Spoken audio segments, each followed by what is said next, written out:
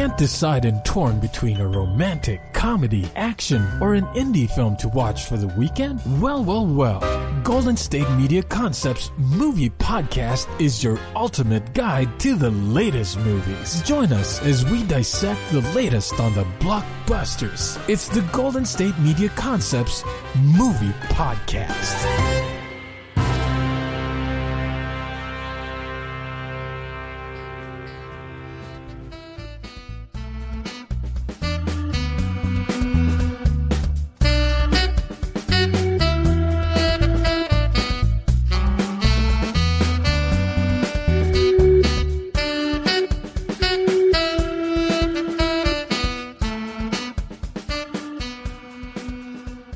Thank you for tuning into the GSMC Movie Podcast, brought to you by the GSMC Podcast Network. I'm your host, Shubh, and welcome.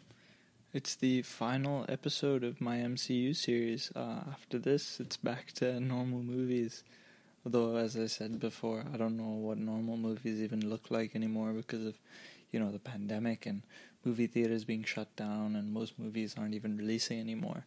But, we'll start today by discussing the final and latest MCU movie in the chronology. That's Spider-Man Far From Home. And then we'll move on to my recap of my Marvel series. So we'll talk about all the movies, sort of my journey watching them, as well as I'll rank some villains, heroes, and all of the movies. So let's get into it. Spider-Man Far From Home. So, Spider-Man was first introduced to the MCU in Civil War, obviously. In that film, he's recruited by Tony Stark to fight against Captain America and his group of superheroes. Civil War was followed by Spider-Man's first solo movie, which was Spider-Man Homecoming.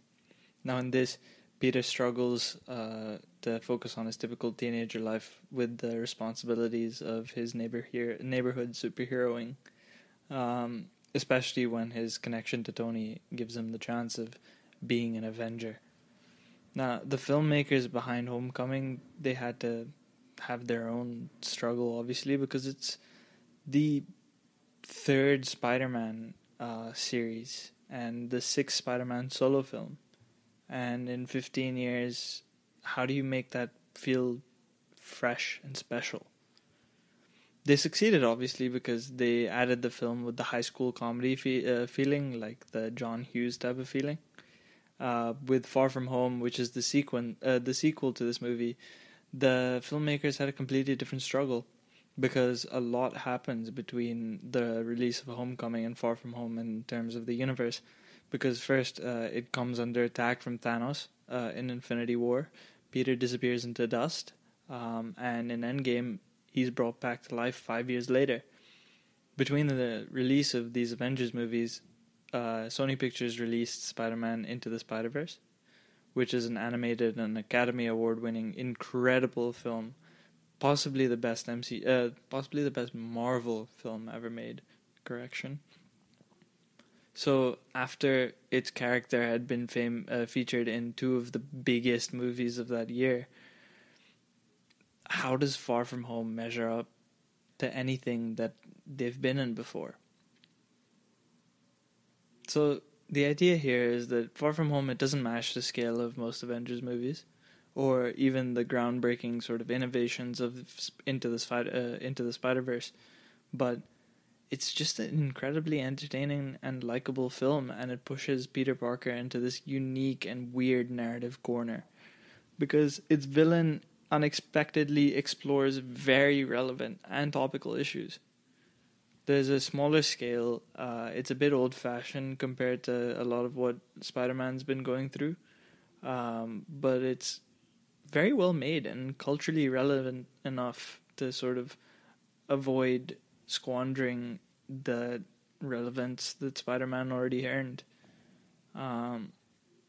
Following the failure of the Amazing Spider-Man 2, which is the Andrew Garfield Spider-Man series, Sony, they broke up their plans for a large-scale cinematic universe around Spider-Man, and instead decided to partner with Marvel Studios. I spoke about this in the original Spider-Man episode,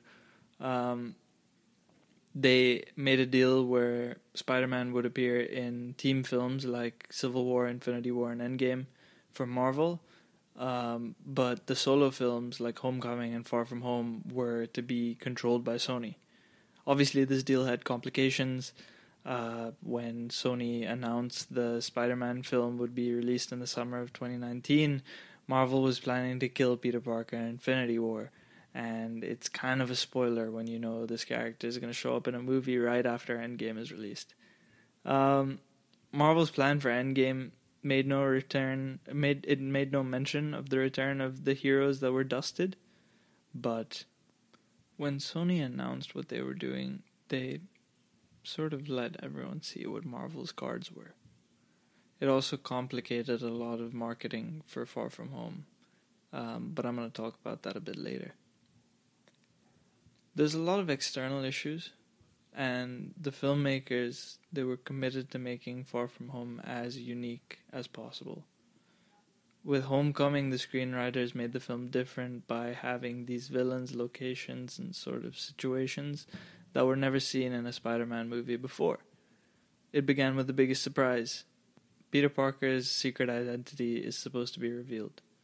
Traditionally, Spider-Man has the most closely guarded secret identity in comics and in film. And it makes the conclusion sort of incredibly different. Because ultimately, despite the fact that it occurs during the credits, it's the linchpin moment of Far From Home. And the whole movie was constructed towards making that moment happen.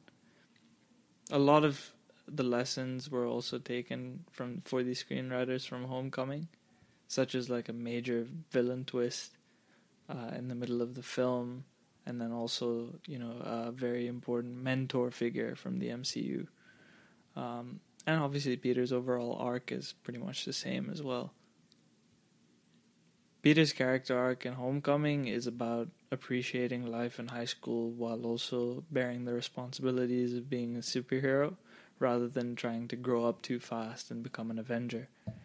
Far From Home changes this because it shows Peter having to try to enjoy his time, but his sort of high school class trip to Europe becomes a global sort of Avengers level threat, and he has to trust his abilities and fill the void of the loss of a lot of heroes at the end of Endgame, particularly of Tony.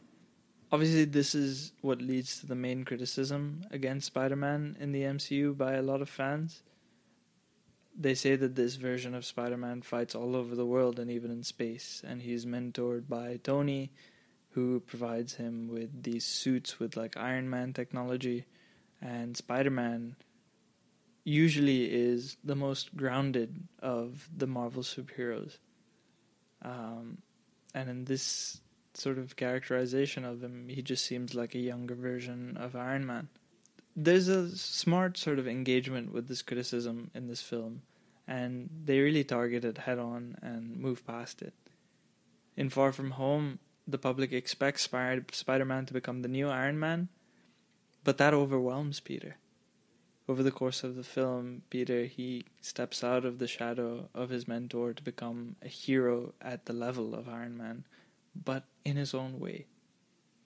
This exploration of his growth beyond Iron Man and sort of out of Tony's shadow makes Far From Home the perfect epilogue to the MCU, because it closes out Tony Stark by showing his legacy. So, the public unmasking of Spider-Man and Peter's character arc is defined. The overall plot structure of Far From Home had to be determined by a main villain. So Quentin Beck, Mysterio, he first appeared in Amazing Spider-Man number 13 in June 1964. He's one of the classic villains of Spider-Man. He's a disgruntled special effects expert from Hollywood, and he uses his tricks and illusions for heists and to drive Spider-Man insane. He's, the quintessential sort of campy, psychedelic visual having over-the-top 60s comic book villain, and he has this intricate green bodysuit, that cape, There's like a fishbowl on his head. Faithfully and seriously adapting this character to the modern film seemed very unlikely, but the filmmakers of Far From Home did just that, and Mysterio became their biggest stroke of genius. The choice of Mysterio, it turned Far From Home into like a con movie. The villain and his team play this long con on Spider-Man and his allies, and many of the characters, they aren't who they seem to be. And it creates an overall theme of deception. Peter's also confronted with his deception, sort of by secretly fighting crime, right up to the point at which his identity is revealed to the entire world. Besides the theme of deception, the use of Mysterio and his illusions also explore the deeper issues in society, like media manipulation and sort of myth-making, spin-doctoring, fake news. It's also a meta-commentary on the creation and sort of ubiquitousness of superhero films in our culture right now. Mysterio is what makes this film worth watching. The first half of it sets up the characters and a plot from a certain perspective, and then in the midpoint, the con is revealed. And the second half deals with the consequences of this con, and it engages with all of the issues that I talked about. The MCU very occasionally presents superhero movies through the lens of another genre. Oh, sorry, not very occasionally. Often. Obviously Captain America the Winter Soldier is a spy movie, Ant-Man is a heist movie, and Homecoming is a high school comedy. And Far From Home goes the same way with the con film. But it takes the movie further into a very unexpected topicality. It allows the movie to stand out in a very crowded superhero marketplace, especially after the biggest movie of all time. Even the marketing was sort of room for clever deceit. The trailers presented Mysterio's fake backstory about being a hero from an alternate dimension, and it led a lot of fans to speculate that Mysterio would actually sort of allow the live-action Spider-Man movies to connect into like the dimension hopping of Into the Spider-Verse. Fans of the comics, they understand that the alternate dimension story was probably a lie, but even they were surprised by the depth of this con. The rest of the marketing, obviously, though, was tricky, like I mentioned earlier. Given that the movie directly deals with the fallout of Endgame and it wasn't to be released shortly before Far From Home, early trailers they were vague. And then the marketing kicked into high gear, after Endgame was released. I think the total cost of the marketing campaign was like $300 million. And it was like 80% more expensive than the production of the film. But it's also the largest marketing budget ever reported for a film. And Sony spared no expense to promote this all over the world. Sort of bandwagon off of the Endgame hype. Far From Home, it lived up to the expectations. It's not as huge as Endgame or groundbreaking as Into the Spider-Verse, but it's a light and funny and entertaining con movie that sort of...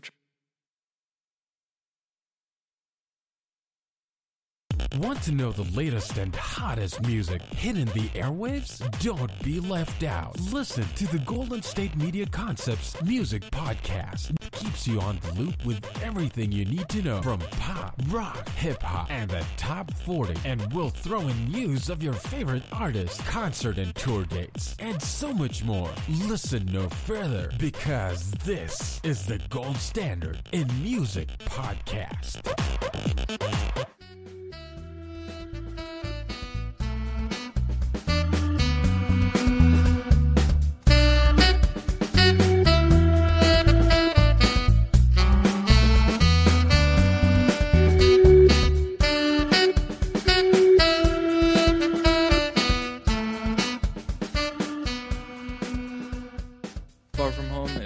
With a short cold open featuring Nick Fury and Maria Hill investigating a ravaged Mexican town.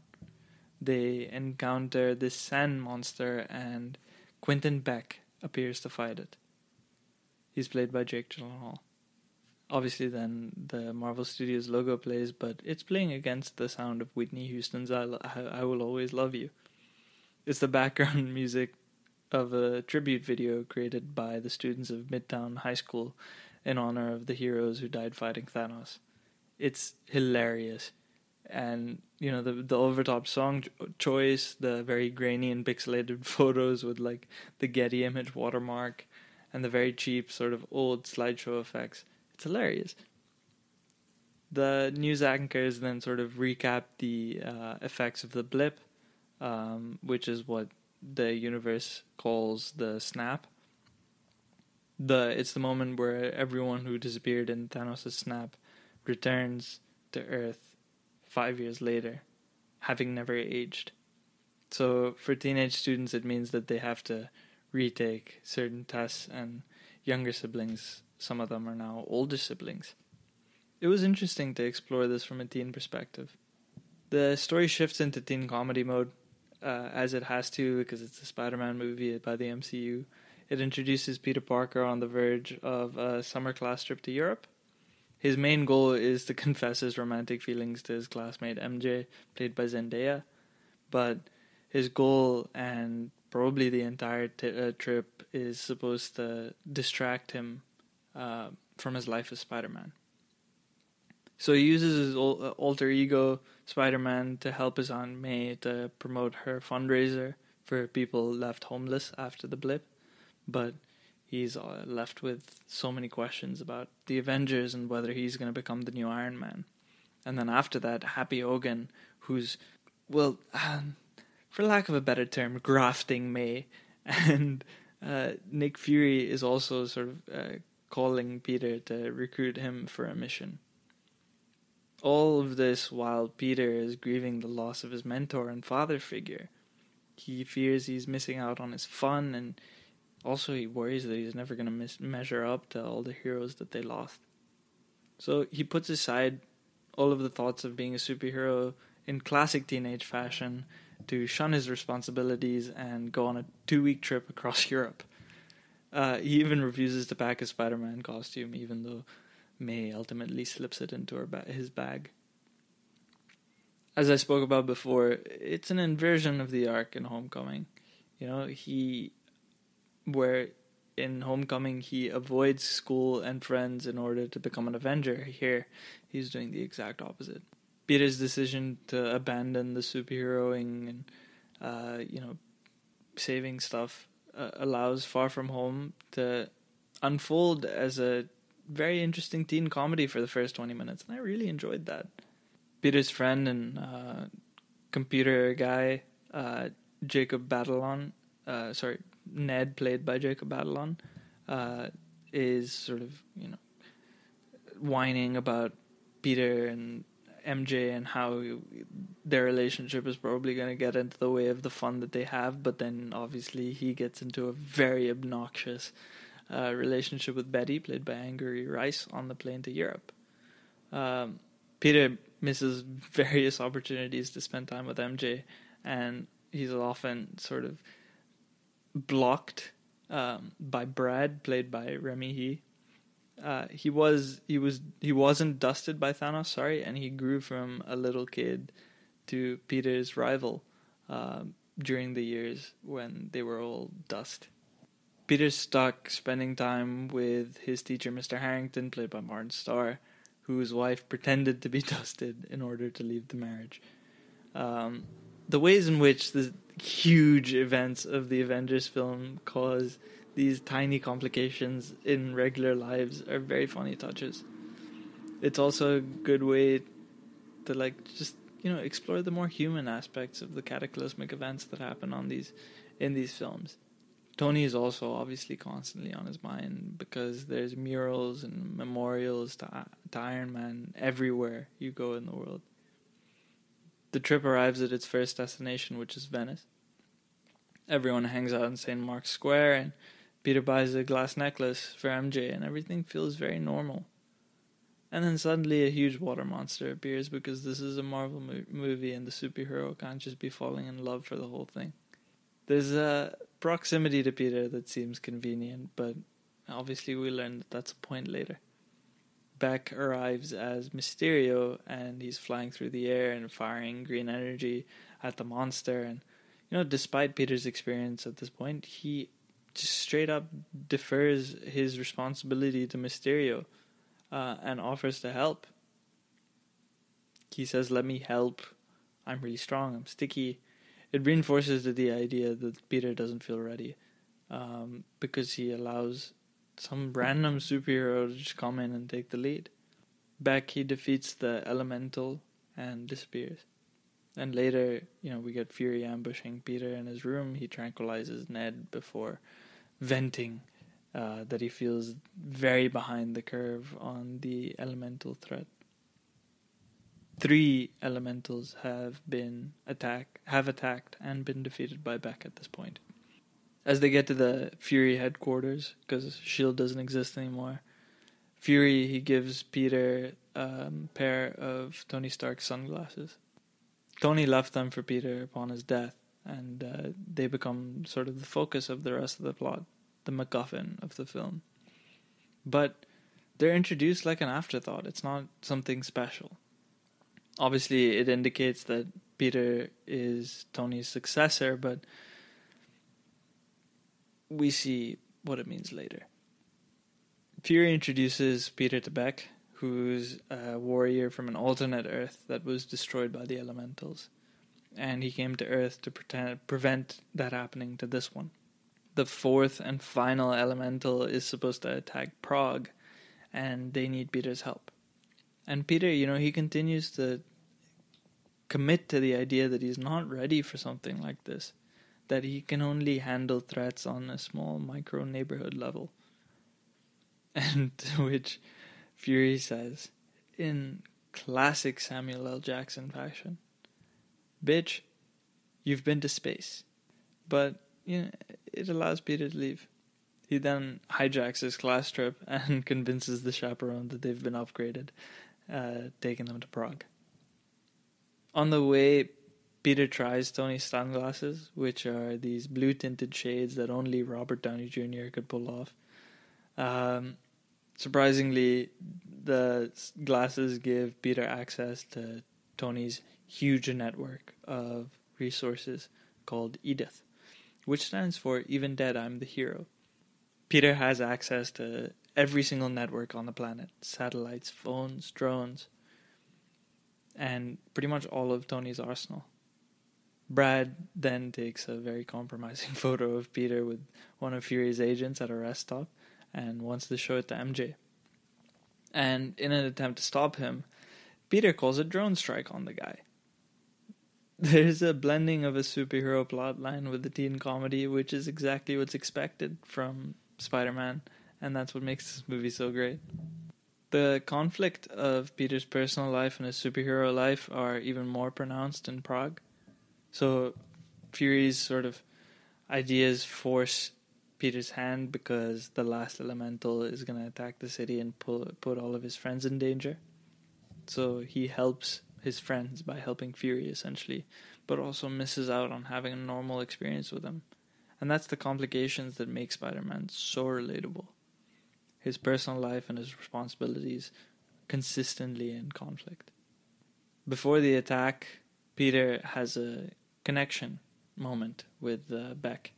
They seem to relate to each other, and Beck seems to be like a warm and sort of understanding surrogate, maybe, for Tony.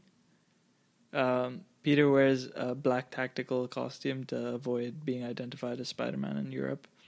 And the fire elemental he attacks in the middle of the city. Ned, Betty, and MJ decide to leave the opera that they were diverted to and head into the city, which adds to the stakes of the fight.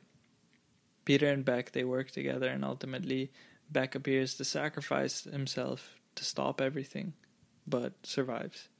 And Fury invites him to become one of Earth's top-tier superheroes. Fury also invites Peter, insisting that he has to choose between his normal life and his life as an Avenger. Peter and Beck get a drink at a bar, and they talk about his responsibility. Peter's still reluctant, obviously, because he doesn't want to take this much responsibility and give up his ordinary life. And he even feels sort of ill-equipped to have Edith. And then he realizes he has the ability to give Edith to whomever he sees fit because of the way he chooses to interpret Tony's. This is the halfway point of the film.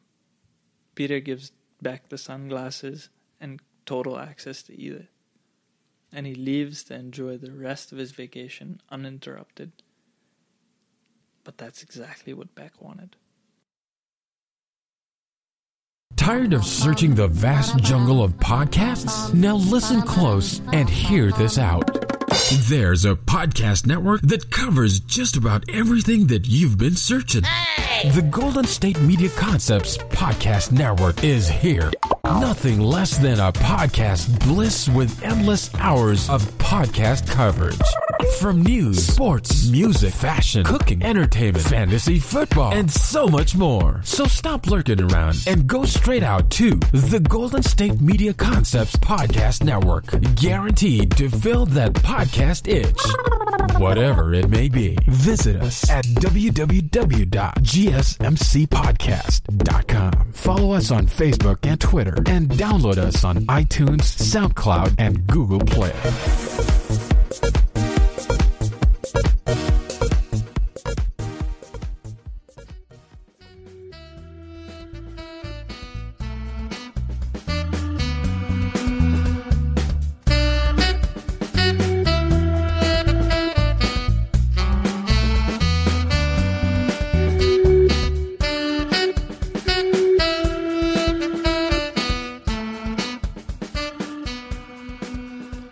When Peter leaves the bar, it's revealed to be pretty much a holographic illusion.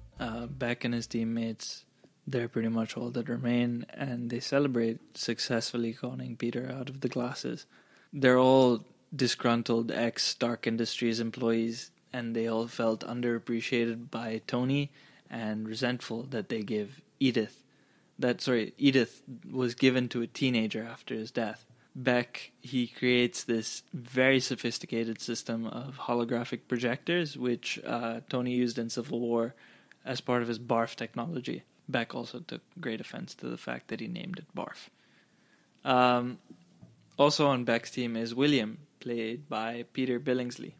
Billingsley was originally a producer on Iron Man, the original one, and appeared as in like a cameo as a Stark scientist, and he returns here as like an Easter egg. After Tony's death, Beck assembles this team and created the persona of Quentin Beck. We never actually learn his real name. He uses his holographic projectors and advanced drones to create the illusions of these elemental attacks and Mysterio's superhero-ness. The drones, they were hidden by holograms, but they caused enough destruction to sell the illusion. Beck's story about traveling from an alternate planet, it's crazy enough after all of the events that the world has been through for everyone to believe. He got the attention of Nick Fury with the early attacks, and then began to recruit Peter by staging the next one in Venice. If you look closely in the earlier scenes in Venice, Beck and his people appear in the background spying on Peter. I didn't notice this until my most recent watch, and even then I only noticed it because I read it somewhere in like an article or something. Beck, he gains Peter's trust, but also plays into his uncertainties and ensures that Peter would give him Edith. And using Edith's resources, Beck and his team plan to stage the largest attack they have in London, during which they will kill Fury to gain as much attention and prestige as the greatest superhero on Earth. But why? To what end? Beck, he speaks a little bit about using his fame as a platform to sort of bring his brilliant ideas to mind or make a profit, but that sort of vagueness is really the point. Beck, he clearly has the resources and the drive to get to the biggest job in the world. He has everything to fill the void left by everyone that died at the end of Endgame. He wants fame and money, but he's not actually equipped to do what he's supposed to do. What if he succeeded and a real global threat came? He's a con man. He's not a hero. He'd be a disaster. But can we think of another con person? A con man? One in our world? One who got into a powerful job for fame and then proved to be very ill-fitting to the job? I'll leave you to sit with that for a second. Yeah, I'm talking about Trump. Mysterio is the perfect supervillain for Trump, the Trump era, because he creates these crazy, ridiculous threats, positions himself as the solution, and then succeeds at fooling everyone, even Nick Fury and Spider-Man. He makes these crazy lies which become easier to believe as they become bigger, for some people at least, and directs his illusions with an eye towards maximum media impact. Beck says to Peter, "You'll see, Peter, people need to believe, and nowadays they'll believe anything." Over the past few years, there's been a death of expertise in the media. News has become sensationalized, and it minimizes substantial stories and nuance in favor for shock politics. You know, like a simple soundbite. One side of this issue is accused of something, then they'll accuse the other side of the same thing, and they confuse the entire thing. And the internet, it makes it possible to find like a cogent argument for literally anything. You can find the craziest opinion in the world you can find somewhere on the internet. It's no wonder that fake news is so popular and it's become such a big thing in the US. A character like Beck, is Trump, because he has technology at his disposal, and he could easily fool the world into thinking that he is their savior because he's done it for half the country already. For a superhero movie to engage with these issues, particularly through a character that's as campy and 60s as Quentin Beck, it's clever. The filmmakers, they also use Mysterio to poke at superhero filmmaking, because once he's stripped of his illusions, Beck is just a temperamental director wearing a mocap suit. He rehearses his final battle on a soundstage, and he nitpicks details with his team. He plans to orchestrate an Avengers-level threat, sort of using words that filmmakers would be using while brainstorming the next one. The finale of Far From Home features this huge elemental threatening to destroy London from Tower Bridge, and it's a huge, film finale for a superhero movie, but that's the point. Beck is emulating what he's seen before. He orders the destruction and loss of life to be increased because that's how you get more attention. But he also talks about the wrinkles on his cape. He creates this crazy narrative about an alternate Earth and world-threatening elementals because the film exists in a world where there are thunder gods and sorcerers and a crazed mad titan who killed half the universe for 5 years. Beck's story just seems to be like one speck in the haystack. It's also the plot that film audiences come to accept at this point. The commentary, it comes even in the score. The composer, Michael Giacchino, he quotes the Avengers theme in his Mysterio theme, but with synths. And that shows sort of the unreality of it all. So beyond, the Trump and the fake news commentaries, Mysterio is a fun sort of meta commentary on superhero movies in general. For characters that could have been too silly to be adapted on screen, his use in Far From Home is actually pretty incredible. So yeah, back to the movie. Once the con is revealed, everything changes. The audience, but not Peter, knows that Beck is the villain, and Peter gave him access to the most advanced military technology on the planet. It wastes no time in cueing Peter into the plot, obviously, because he feels great about unloading his responsibilities onto Beck, and then he asks MJ to go on a walk. He has to tell her that he has feelings for her, but she thinks he's going to admit that he's Spider-Man. And Peter's shocked that she figured it out, but also kind of disappointed because he thought that she was interested in him romantically, but sort of says that she was only really into Spider-Man. But that conversation's cut off when MJ shows Peter a damaged projector that she found from the elemental fight in Prague.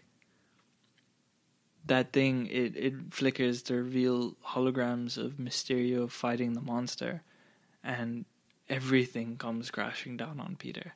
That he's been fooled, and he gave Edith to Beck as a result. He spent half the film trying to avoid his responsibilities, but he has to spend the next half undoing his mistake. It's Peter's turn to step up as a superhero. Obviously, due to all the attacks, their school trip is cancelled, and the group travels home through London. Peter goes to Germany instead to warn Fury, but Beck, he's expecting it. He seems a bit sort of genuinely disappointed about doing all of it because he sets out to kill Peter. And he tries to do so by running Peter through what is one of my favorite scenes. This crazy, trippy, psychedelic illusion just coming straight out of the comic. Peter goes through a series of very disorienting, dreamlike scenarios of his school, MJ in trouble, webs, a huge Mysterio, zombie Iron Man. And just when Peter thinks it's all over and Fury's come to rescue him, the illusions just continue until Peter reveals what he knows about Mysterio. It's a lot of fun. There's like 150 visual effects shots, and it's not just for show, because the disorientation, it speaks to Peter's state right now. He's uncertain. He has a failure to trust his instincts, his spidey sense, or Peter Tingle in the MCU. And it speaks to Beck's sort of manipulation as well, because he shouts, "I control the truth." The illusion ends when Peter backs into a speeding train, and Beck arranges for Peter's class to be on Tower Bridge during his attack to ensure that they will be killed. And once again, you have a conflict between personal life and superhero life for Peter. Peter barely survives the train, and he wakes up in this Dutch jail with really friendly Dutch football hooligans, and he calls Happy.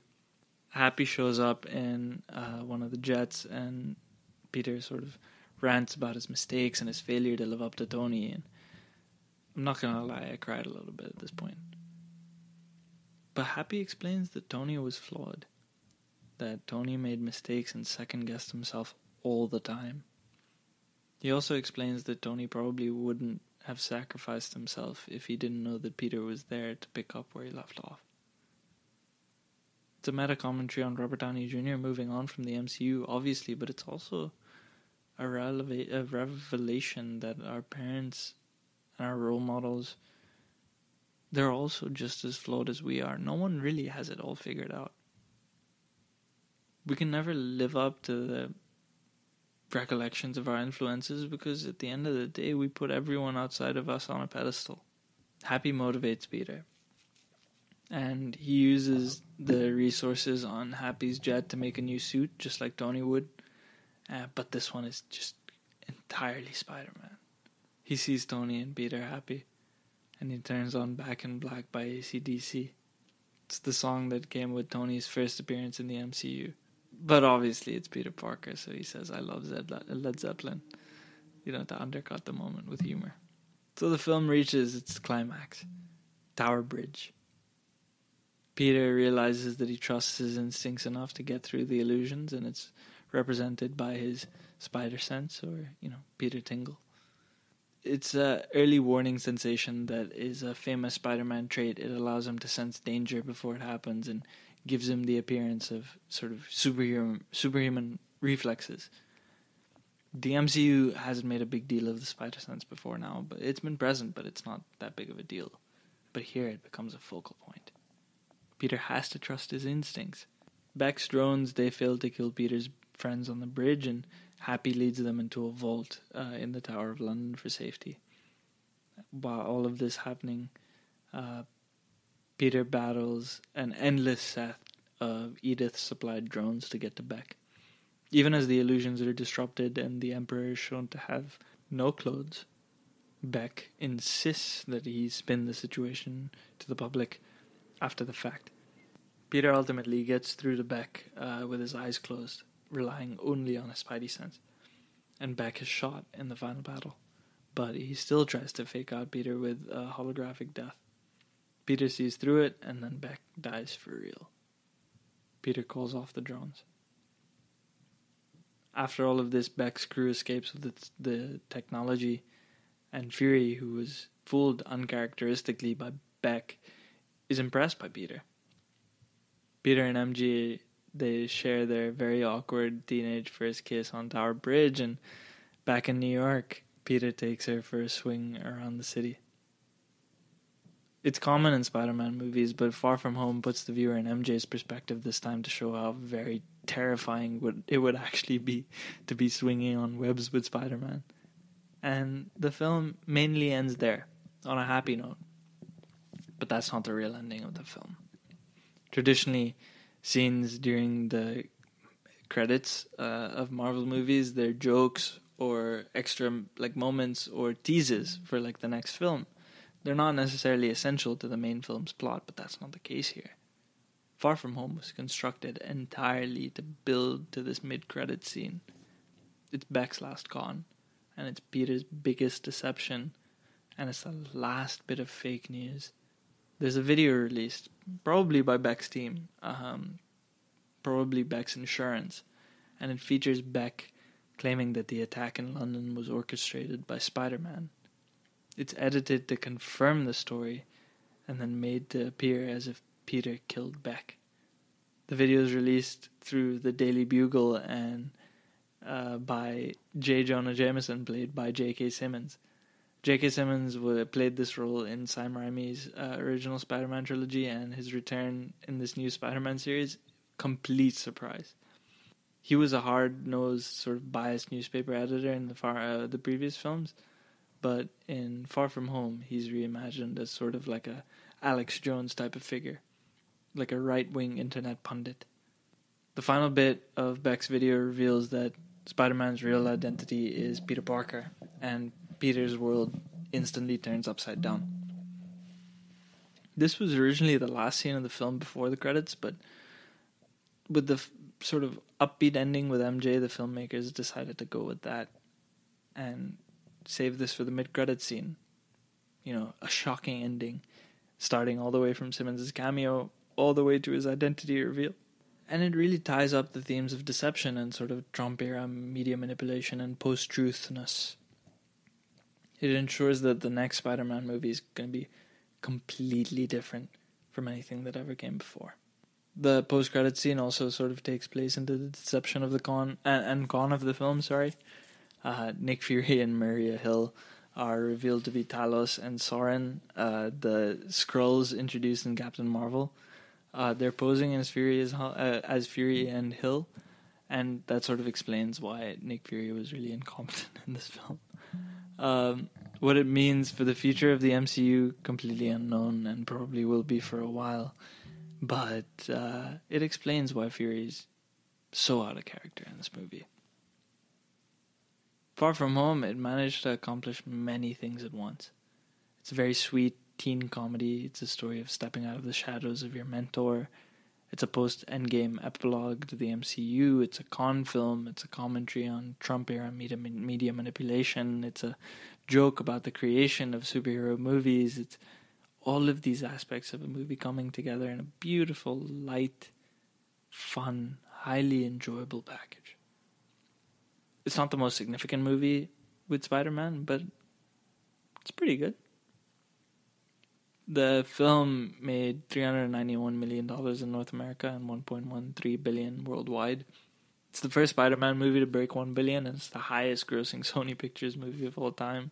So it justifies Sony's marketing spending.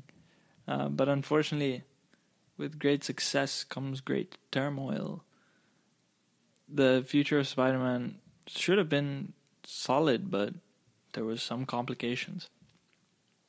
In August 2019, Sony announced that they were going to withdraw from the deal to share Spider-Man with Marvel Studios, especially after the success of Homecoming, Into the Spider-Verse, and Far From Home, and even Venom, which was based on a Spider-Man character. The Sony execs, they felt confident about the character, and they didn't feel like they needed to continue sharing creative input or profit for their most popular property. This meant that future Spider-Man movies wouldn't be a part of the MCU, and Spider-Man couldn't appear in any future MCU movies. Ending the deal like that so abruptly, it was very short-sighted, and it was foolish. It was a very mutually beneficial and lucrative partnership for both studios. A call from Tom Holland to the head of Sony Pictures a month later restarted the negotiations. Sony and Marvel, they agreed to co-produce one more solo Marvel MCU Spider-Man movie, and to feature Spider-Man in one more MCU movie. The next solo film right now is scheduled for release in December 2021, but obviously that was pushed back from July due to COVID, but everything is uncertain right now. But what's certain right now is that Spider-Man's still going to be there. He's still going to continue to be the relatable cinematic superhero that we know and love.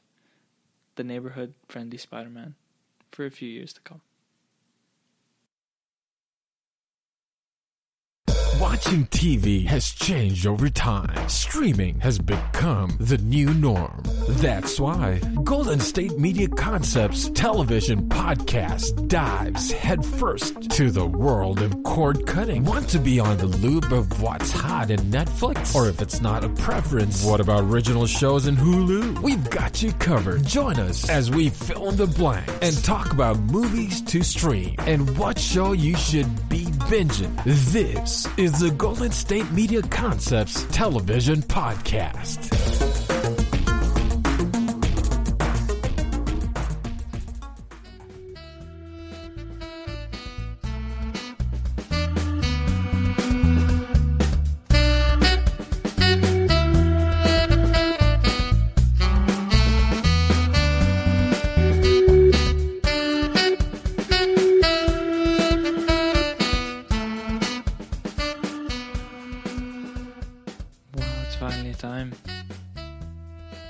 So that's it. That's all of the MCU. Let's do a recap. So since Iron Man first hit theaters in 2008, the MCU has changed everything about the way we see movies. Every attempt of every studio to create something has not seen anything close to the longevity, the success, and the impact culturally of the MCU. It's a true lightning in a bottle moment. It's 23 movies, $22.5 billion worldwide. It's hard to imagine a world without the Avengers at this point. We've all created these huge lasting memories tied to premieres, trailers, watch parties, and all of these movies. It's very much a cultural phenomenon. And there's so much more to come in the future. Like fans of the MCU, it's rare that there's opportunity to sit and watch all 23 movies in any order that we choose, be it release, trilogy by trilogy, or even chronologically. It's hard to pick and choose your favorite or even top 5 and watch them over and over again. Sometimes they're chosen by cable channels, or you'll run what's just the first thing that shows up on like Disney Plus. And to be honest, not all of the MCU movies are that great. And there's a few that I probably wouldn't watch again. I'm never going to watch Thor the Dark World again, probably. I'll say that. But, I feel like this was a great moment for me because I had the time to go through all these movies again, like I did before Infinity War. I did sort of this road to Infinity War thing every week. I watched one Marvel movie in the order that they were released. And just like that, it was sort of interesting to revisit these movies since their release. Or, I'd watched like bits and pieces here and there, but I'd never really watched all of them in chronological order before. When I did Road to Infinity War, obviously I did the release order. But I had a bit of free time, and I kind of wanted to do it. And, it seemed like a good idea to do it on this podcast. It's a good opportunity. So I wondered what would change if I watched them in chronological order, and if that would make the conclusion of everything sort of fit, if that's what the arc would seem like. So this is a recap of my journey. And the journey began with Captain America, the First Avenger. Right off the bat, obviously I could tell that Phase 1 movies probably would hold up, Marvel understood the simplicity of the origin story for a hero, and they realized the importance of introducing these characters before a team-up movie like the Avengers. So Thor, Captain America, Iron Man, they all sort of stand on their own as solo superhero movies. Captain Marvel fits better when it's the second film, because it's a Phase 1 movie that's misplaced in the Phase 3 universe. And, aside from my other feelings about how much I really don't like this movie, it really isn't till the Avengers that you can start feeling a shift in the style of storytelling. And Marvel knows that their gamble sort of paid off. And after they unite all of their superheroes, like I mentioned in every single episode, perhaps that's kind of why Phase 2 seems like Marvel's dark age. It's got a bunch of forgettable entries and risks that divide viewers more than they unite them. The chronological lead up to the Avengers and watching the first Avengers, it's impossible to not believe that you're witnessing something special. Even knowing Endgame, even knowing everything that happens, the beginning of the MCU, it's unique. In regard to Phase 1, Iron Man 2, it's not as bad as people make it out to be. It's like a solid sequel. The third act, not the best, but it still sort of feels like it belongs in the origins. But what's interesting about watching the MCU in chronological order is that the previously mentioned sort of lull of the MCU, you don't feel it as much. Chronologically, you get the high of the Avengers and then sort of get through Iron Man 3. I know a lot of people don't like that movie, but I really like that movie. You get through Thor: The Dark World, and then you get to Captain America: The Winter Soldier. Captain America: The Winter Soldier is an incredible film.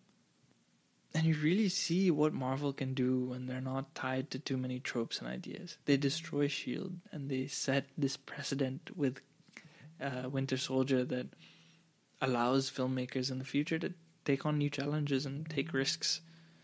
Chronologically, the MCU commits a bunch of inconsistencies. The naming of S.H.I.E.L.D. is probably like the most prevalent. The next leg of the MCU obviously is the longest, Phase 3. I'm not going to get into too much detail about all the films. Watching Guardians 1 and 2 back to back makes the sequel better. I will say that. I think we all judged Age of Ultron too harshly. It being right in the middle of the universe is probably the perfect place to watch it. Civil War gives the best first look at what happens when a villain is motivated by something that's not total world domination. And Doctor Strange, it's a very rewatchable film. It's actually really good. And then we get to the final stretch of the MCU. We get Black Panther, Ragnarok, and the Avengers movies, the conclusions. Black Panther and Ragnarok are just incredible films. Like, they're perfect films. I've watched those two so many times. I don't know how many times I've watched them. Black Panther is unique because it's technically an origin story, but it's the exact sort of large-scale world building that, that was needed towards the conclusion of everything. Ragnarok obviously was the first time I enjoyed a Thor movie. Far From Home, as I said, it's a great follow-up to Endgame. And it's, that's an achievement that's just almost impossible to believe. And then, between Ragnarok and Far From Home are Infinity War and Endgame, which are quite possibly two of the most influential films of all time. Ant-Man and the Wasp, I think, sort of was misplaced. I will say. I feel like it was just there, obviously, to introduce the quantum time travel to Endgame. Not much else. And much like The Dark World, it's kind of forgettable. There's not much else that's needed for the film to go directly after the Civil War, were it not for like that last snap scene at the end. Endgame obviously has some of the best moments in the MCU, and I've seen it so many times. There's nothing quite like sort of watching Cap get Mjolnir or get Avengers Assemble out of his mouth for the first and only time in the entire MCU.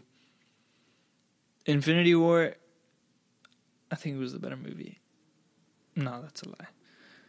Endgame was better. There's this strange chemistry, obviously, in Infinity War, and you see it for the first time, seeing these characters on screen together. But the complexity of Thanos and his quest, it's hard to discredit. I think these films are elevated when you stick them in chronological order. And I think the story is more cohesive. You see an arc. Okay, side note, I have this theory that the entire MCU is just Captain America's love story with Peggy Carter. It starts off, first Avenger. What's the story there? All he wants to do is get back and dance with his girl. And at the end of Endgame, what happens? He gets that dance. The entire MCU is just a very long-winded way of getting Captain America's last dance. Lots of people died on the way. I hope Captain America's okay living with that. You really start to appreciate the vision of this universe as a whole when you watch it chronologically, even if, some of the films do it unintentionally. You want to suit up and immerse yourself in these superheroes. So I really highly recommend watching some of these movies in chronological order. Even if it changes your favorites or rearranges your sort of rankings, it's just a great stroll down memory lane of the greatest moments that this insanely influential series has given us. And that's an absolute win. Alright. Before I close off, here are my top 5 good guys. At number 5 is Yondu from Guardians of the Galaxy series. I'm Mary Poppins, y'all. Iconic line. Number 4 is Valkyrie. I just think that this is just an incredible character. I want to see more of her. I want to see like a spin-off series, like a Disney Plus spin-off series, Queen of Asgard, Valkyrie. I think there's so much there, and Marvel really needs to do a better effort with digging into their female characters, and this is a really perfect place to start. Number 3, I have Tony Stark. Obviously, how could you not? The godfather of the MCU. Number 2, I have Thor, but I have to make clear, this is Thor post Ragnarok, including Ragnarok, obviously, not before.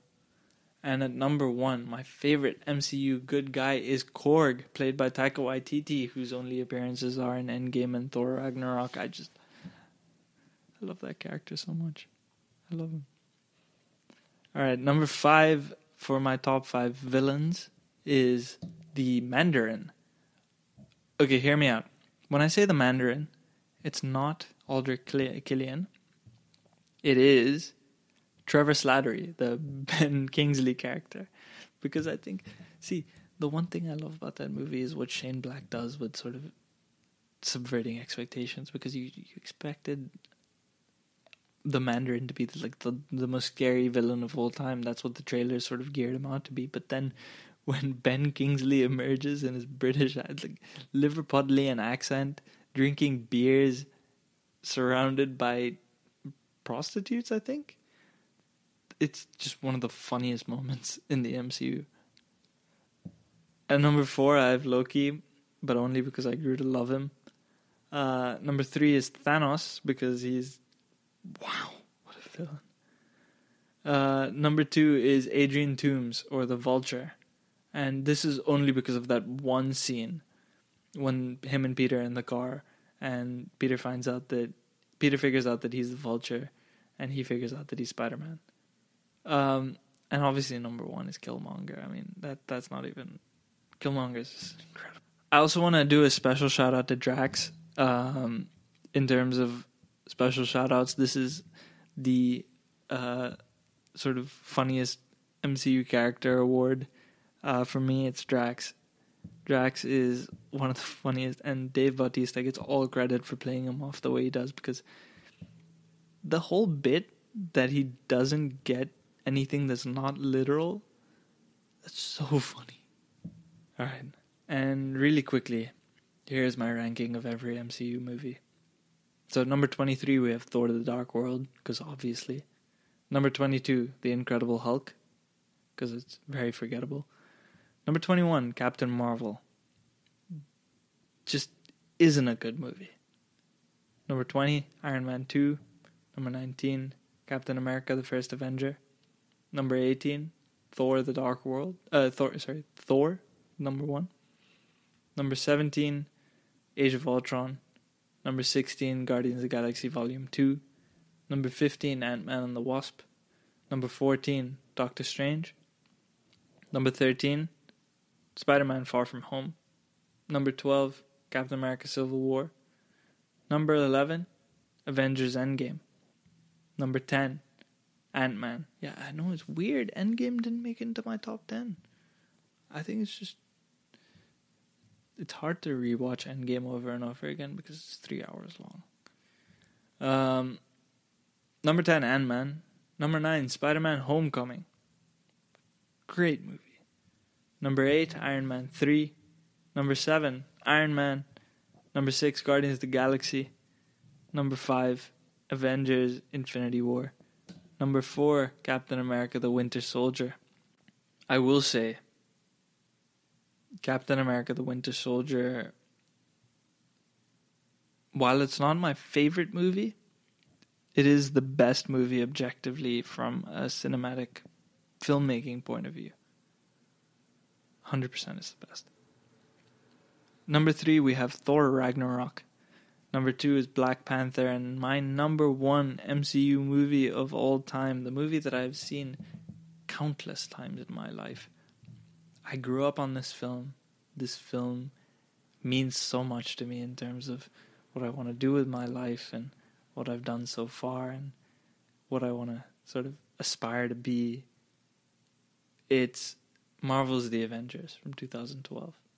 Alright. And with that, we come to an end on my series on the Marvel Cinematic Universe. Thank you for listening to the GSMC Movie Podcast, and thank you for listening to this series. If you enjoyed the show, please subscribe to us on Apple Podcasts and leave us a review. You can also follow us on Twitter at GSMC_movies. Thank you for listening. If you enjoyed this show, please leave a comment or DM us or mention us on Twitter. Let me know if there's other sort of franchises or studios, movements, directors, anything that you want to hear me talk about. Just let me know.